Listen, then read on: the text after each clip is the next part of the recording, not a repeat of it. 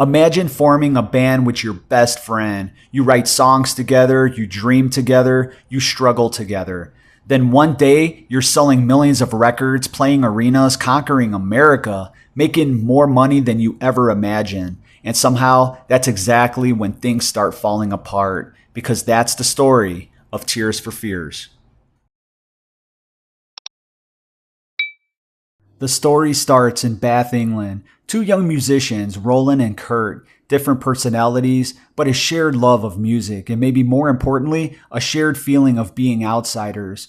Both came from difficult backgrounds, both were looking for an escape, and music became that escape. By the early 1980s, they formed Tears for Fears. Yeah, this wasn't exactly your typical pop band. These guys were writing songs about trauma, pain, childhood wounds, fear, not exactly the stuff dominating mainstream radio, but yet somehow it worked. Their debut album exploded. Songs like Mad World and Change connected with audiences immediately. Suddenly, these two guys from Bath weren't underground musicians anymore. They were stars, but compared to what was coming, this was just a warm-up, because the next album would change everything. In 1985, Tears for Fears released Songs from the Big Chair, and holy shit, the thing was everywhere. Everybody wants to rule the world, shout, head over heels. Welcome to your life. There's no turning back. Write it all out. These are the things I can. Something happens and I'm head over heels. I never find out. The album became a monster. America loved it. MTV loved it. Radio loved it. The band suddenly found themselves competing with the biggest names on the planet. And here's where success starts becoming dangerous, because success solves some problems, but it creates new ones. The title, Everybody Wants to Rule the World, almost feels iconic now, because when a band becomes this successful, everybody starts wanting control. Managers, record labels, industry executives, even the band members themselves. And as Tears for Fears got bigger, the balance started shifting. Roland was becoming increasingly focused on artistic control. Curt was becoming increasingly frustrated, not because the music was bad. The music was absolutely fantastic, but because the pressure was becoming relentless. Interviews, tours, deadlines, expectations. Everybody wanted another hit, then another, and eventually that pressure starts wearing people down. Most fans never see this part. They see awards, the sold out shows, the platinum records. They don't see the exhaustion, the arguments, the stress, the constant demand to keep producing. And Tears for Fears were feeling it. They were feeling it hard. The machine wanted more, the label wanted more, the public wanted more. And the bigger the band got, the harder it became to keep everyone happy. After conquering the world, the obvious question was, how do you follow that?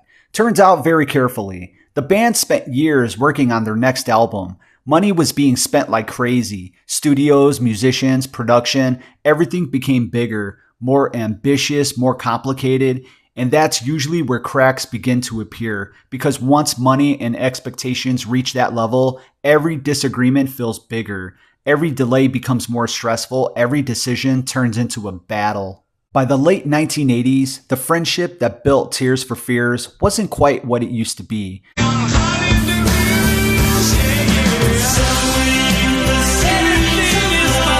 The chemistry was still there, but the strain was obvious. Roland and Curt were no longer just friends making music. They were business partners running a global brand.